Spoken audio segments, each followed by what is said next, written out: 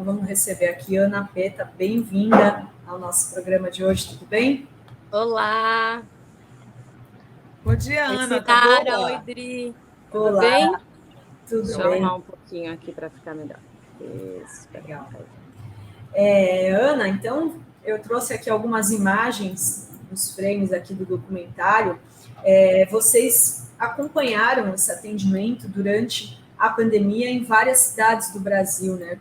Eu queria que você falasse um pouco do como foi, onde vocês estiveram, como que foi a ideia desse documentário, que é em parceria, você divide, né, a direção com a sua irmã, que é médica, né, a Helena Peta. Como foi acompanhar nesse momento e em que período vocês tiveram a ideia de ir ali na linha de frente para acompanhar essa equipe médica e do SUS que estava salvando as vidas naquele momento? Então, eu e a Helena, a gente já trabalhava juntas, né? A gente tem uma série de ficção, nós somos criadoras de uma série chamada Unidade Básica, que é uma série que... Olá, Renata! Tudo bem? Tudo bem? Que bom estar aqui com vocês três. Muito bom te ver também. E a Unidade Básica é uma série que conta histórias do SUS, é uma série que se passa numa unidade básica de saúde, uma série de ficção. E então esse já é um tema que a gente trabalha juntas, né? Quando a gente criou a Unidade Básica, a mídia maltratava muito o SUS. A criação da Unidade Básica vem de uma insatisfação que a gente tinha da forma como o SUS era retratado, né? E uma tentativa de contar essas histórias do SUS e contar principalmente as histórias dos profissionais de saúde que estão no SUS, as equipes de saúde da família, nas UBSs, que fazem um trabalho extraordinário. Então, quando começou a pandemia, a gente percebeu que a ficção não daria mais conta daquilo que estava acontecendo. Era tão absurda a situação toda, a pandemia com o governo Bolsonaro, né, o negacionismo. Vocês estavam comentando agora sobre isso, né? Médicos que aderiram ao kit Covid, a cloroquina, enfim, era tudo tão, tão louco e trágico e triste que a gente achou que era o momento de sair para fazer um documentário. A Helena começou a entrevistar colegas por Skype, em casa ainda, e principalmente mulheres, né? Mais de 70% das profissionais de saúde no SUS são mulheres. Então, ela começou a entrevistar essas mulheres e a gente começou a perceber que a gente precisava ir ao encontro delas. Então, ali em 2020, antes da vacina, a gente foi para o Complexo Penitenciário Lemos de Brito, essa imagem que você mostrou em Salvador, acompanhar a equipe de saúde do Complexo Penitenciário. A gente foi acompanhar populações ribeirinhas no Pará, a gente acompanhou o HC aqui em São Paulo, a gente foi para uma comunidade chamada Morro da Conceição, em Recife, e aí acompanhando o trabalho dessas mulheres extraordinárias. E você também traz aí um olhar para a desigualdade, né? Qual assim o foco ali da religiosidade também, né? Tão presente no povo brasileiro. Eu queria que você explicasse também por que esse foco na religiosidade. Bom, a religiosidade é uma coisa que a gente encontrou, né? Que faz parte, né, do nosso país, assim, é muito forte, né? Então, em todos os lugares a gente encontrava essa força religiosa, assim. E a questão de como esses profissionais têm que lidar com isso também, né? Como que essa relação entre o cuidado e a religião, como isso se dá, e como elas conseguem trabalhar essa questão, ao mesmo tempo afirmando a ciência. Então, é muito bonito também como elas trabalham isso e como elas lidam com a religiosidade do povo, né? E as desigualdades, a gente chegou em lugares que as crianças não eram nem registradas. E os profissionais do SUS chegavam, né? Então, É só sair, é só olhar para o Brasil, né? Só sair um pouco dos grandes centros, nem precisa sair dos grandes centros mais para olhar a desigualdade, mas assim, é só você andar um pouco que você vai se deparando com uma questão que elas precisam lidar o tempo todo. Então, não é só a questão do atendimento médico, né? É a falta de comida, é a situação de as pessoas terem que optar por morrer em casa de fome ou sair de casa e morrer do vírus. Então, é uma situação tão trágica assim, que eu acho que era necessário realmente criar uma memória desse momento. Assim. Na verdade, nosso desejo é que o filme contribua para que a gente não esqueça do que aconteceu, né? Para que que force a gente a se lembrar do que o negacionismo provocou no Brasil, da quantidade de mortes, da tragédia que foi. Porque a nossa tendência, e de todos nós, né, é virar a página, né, um pouco seguir a vida, e a gente precisa fazer esse movimento também, né? Mas se a gente não voltar para isso, a gente corre o risco de não fazer as reparações que são necessárias e ficar repetindo o mesmo erro, né? Enquanto sociedade. Dri, você separou algumas imagens, né? Do filme, assim. Acho legal. Infelizmente, Tininha, a gente não pode mostrar aqui o filme, o trailer, porque o YouTube tem música. O YouTube vai pegar os direitos autorais das músicas, vai derrubar o nosso vídeo. Entendi. Vivendo em momentos youtubianos, né? Mas as imagens, a gente estava olhando aqui, elas já dão um pouco a ideia, né, de como a gente viveu algo que parece que é aquilo que você está dizendo, que a gente já esqueceu, né? Eu me recordo que, assim, estou falando aqui, evidente, do meu universo, a gente ia comprar comida no mercado e voltava, jogava toda a roupa fora de casa, entrava correndo para tomar banho, né? Isso a gente fez meses seguidos, né? E aí a minha pergunta para ti é a seguinte: nesse momento vocês se deram conta de que a gente está vivendo a história ali a quente e que precisavam ir para a rua. Então vocês foram ainda no auge da crise, né, fazer as filmagens e em centros onde havia o Covid, porque você entrava no mercado, você não sabia se tinha Covid ou não, e mesmo assim você fazia esse movimento. Vocês não, vocês sabiam que ali havia a presença do vírus e tinham que dar a cara, né, Tininha? Como é que foi isso? Deu muito medo. Deu muito medo, né? Porque, diferente da Helena, que é uma profissional de saúde, que é médica, e ela estava assim, ela queria muito ir, na verdade. Ela estava muito incomodada de não estar, né? Ela estava com um filho pequeno, enfim, não estava na linha de frente quando começou a pandemia, não estava atendendo, né? Só virtualmente, então ela estava assim. Vou te pedir um favor, Tininha, dá uma recuadinha porque está cortando a cabeça toda. Na sensação de que você aí tá bom. Quem tentou, melhorou? Melhorou. Tá melhor, tá melhor. Agora tá melhor, né? Então ela queria muito, ela estava preparada para ir, né? Na verdade, né? Que ela estava preparada para ir. Eu não estava, eu era aquela pessoa que estava lavando ovo em casa, sabe? A gente lavava toda a compra do supermercado, era uma coisa. Mas vocês são jornalistas também, acho que tem essa coisa assim, né? Na hora que você se coloca assim a tarefa de realizar aquilo, entende que aquilo precisa ser feito, tem alguma coisa que te dá força, que esse medo meio que fica menor, né? E aí, quando eu encontrava com elas, que estavam lá, né? Então, a Ró, por exemplo, que é uma médica que a gente acompanhou aqui no HC, que a gente foi ao encontro do vírus, como você falou, a gente estava dentro de uma UTI Covid. Ela coordenou a maior UTI Covid do mundo. Era uma mulher que ficava o dia inteiro dentro da UTI Covid.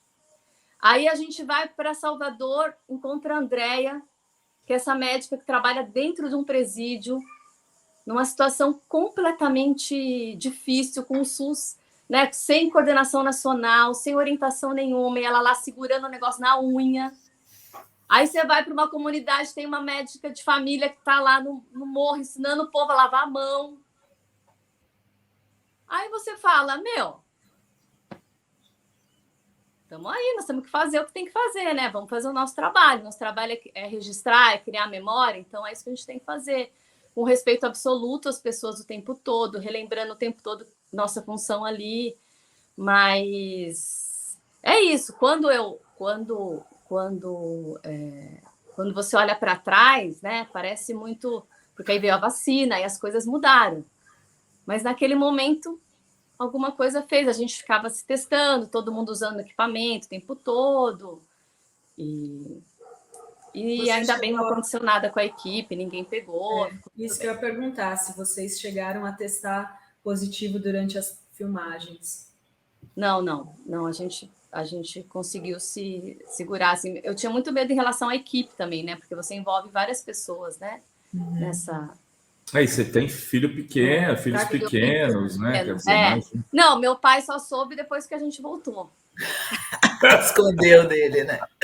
Ô, Ana, você tem, vocês filmaram em São Paulo, Hospital das Clínicas, Recife, UBS do Morro da Conceição, Pará, Hospital Municipal de Castanhal e equipe de saúde de Igarapé-Mirim, Salvador, Complexo Penitenciário Lemos de Brito e Manaus, SOS Funeral. Eu quero te perguntar onde vocês encontraram a situação mais dramática e também onde as coisas estiveram mais sob controle.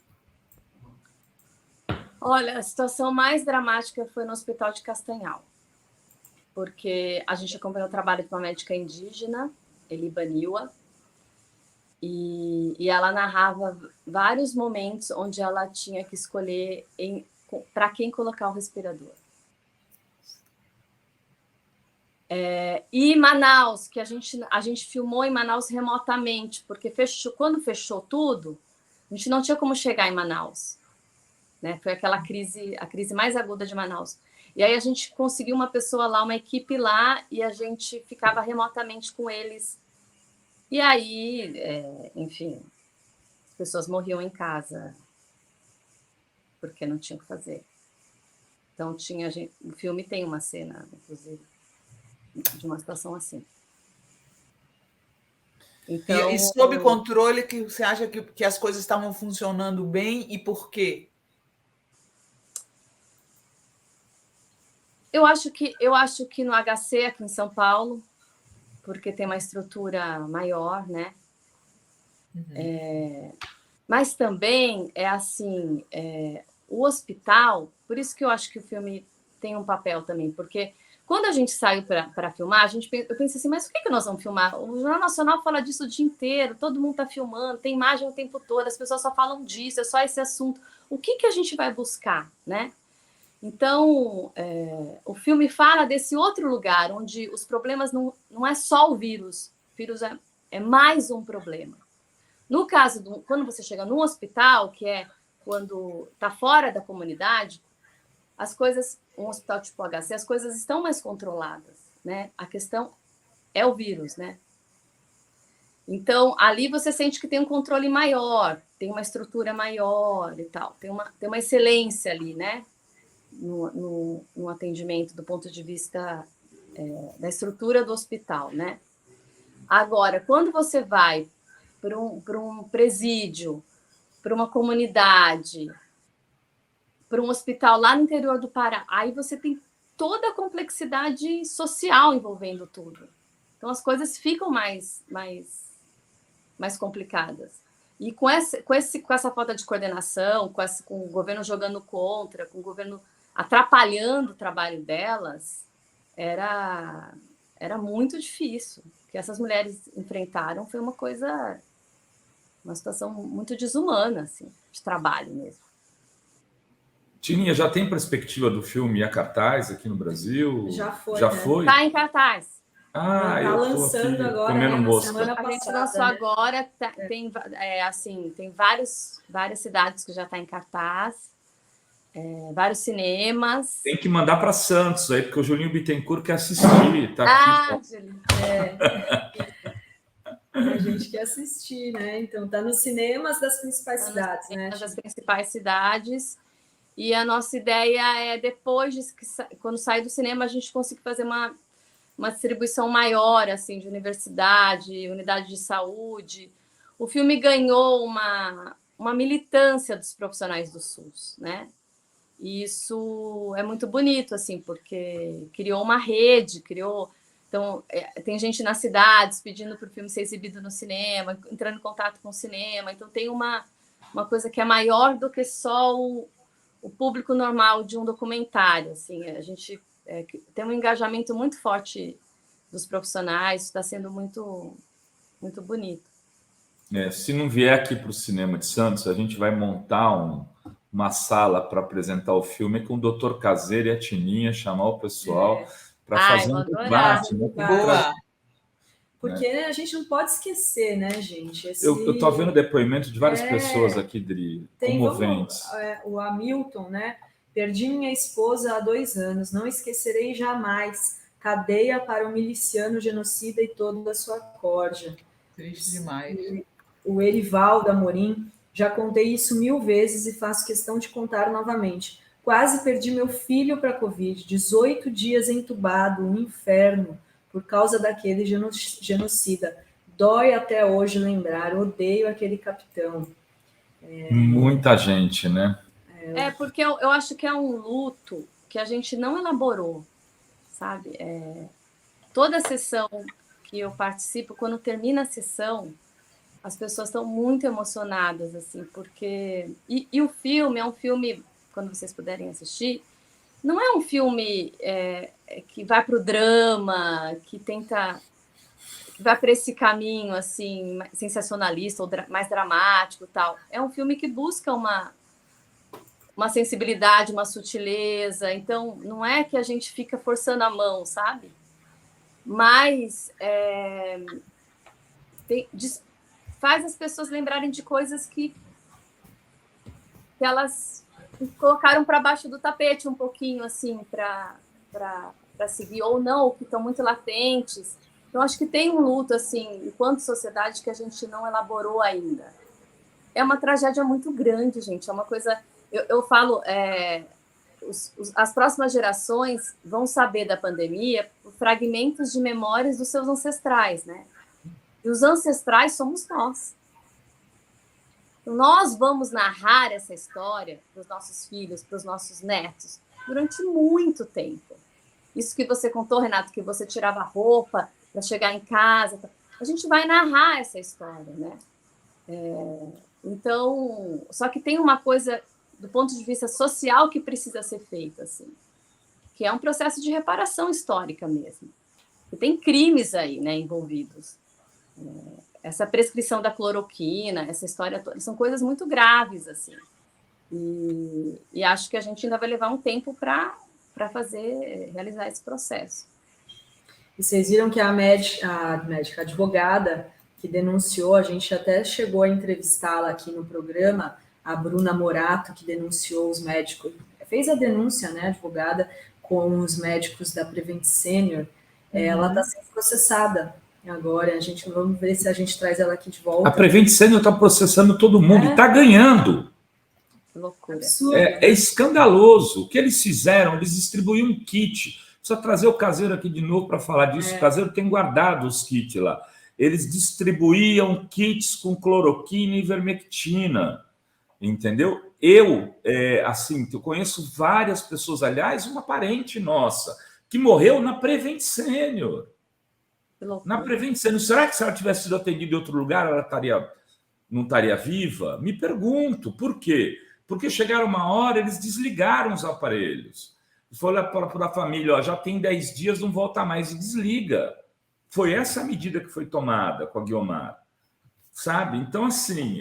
E agora eles estão ganhando os processos. É escandaloso. Dinheiro puro, né, Vai? Dinheiro para cima do sistema judiciário, né, gente? Porque não é possível que Não é um possível. plano de saúde que tenha se comportado dessa maneira esteja ganhando as ações. Está ganhando, Sinara. A advogada está Fazendo vaquinha para pagar as contas, assim. Precisa trazer de novo ela aqui, a Bruno Morato, a dar espaço, porque assim é absurdo que isso esteja acontecendo. Os algozes, os que mataram, os que não se preocuparam, os que faziam reuniões com o Bolsonaro para sustentar aquela mentira da ivermectina, do tratamento precoce, que se gabavam de ter salvado milhares de vidas. Eles falavam isso. Olha quantas pessoas não morreram. Claro, óbvio, de quem pegava, 5% tinha possibilidade de ter uma coisa mais grave. O Caseiro sempre falou. Então, evidentemente, se você distribui água e sal, essas pessoas não têm nada. E eles falavam que era, sabe, os caras se comportavam, né, num plano de saúde como se comportam as suas igrejas que usam a fé alheia. Né? Olha, te curei e tal. Alguém vai curar. A medicina cura também, amigos. A ciência cura. Aí o cara acredita que foi o pastor. E nesse caso, eles se comportavam desse jeito. Desse jeito. É uma vergonha. E teve uma CPI coordenada na Câmara Municipal, coordenada pelo vereador Antônio Donato, que é outro que a gente tem que trazer aqui junto com a advogada. Eu fico puto com essas... Porque, assim, além das pessoas terem pagado com a vida de familiares, né, em muitos casos, ainda tem que pagar judicialmente para aquele algoz do seu familiar. Por quê? Injúria, difamação. Aliás, a Ana podia comentar também a volta dos mais médicos, hein, Ana? E deixa eu só... Então, você sabe que a notícia, nós estivemos... Pode falar. No dia 8 de março, com o presidente lá no Palácio, com todas as protagonistas do filme. E foi uma coisa muito emocionante, porque elas foram recebidas no Palácio, depois de tudo que elas viveram. E houve uma conversa de mais de 1 hora, assim. Elas narraram para ele tudo que elas viveram durante a pandemia, contaram episódios da cloroquina, de paciente que chegava exigindo cloroquina, contaram todas as histórias, enfim, foi muito significativo, assim, essa recepção do presidente. E aí a gente conversou muito sobre os mais médicos, e elas contaram, inclusive, as experiências com os médicos cubanos, com as médicas cubanas, e hoje é o anúncio da volta dos mais médicos, né? No Palácio, e acho que é muito importante, assim, porque vocês estavam conversando sobre isso antes de eu entrar, e é isso, a gente está falando, o nosso filme fala dessas mulheres que se propõem a estar nesses lugares, mas muita gente não quer ir para esses lugares, né?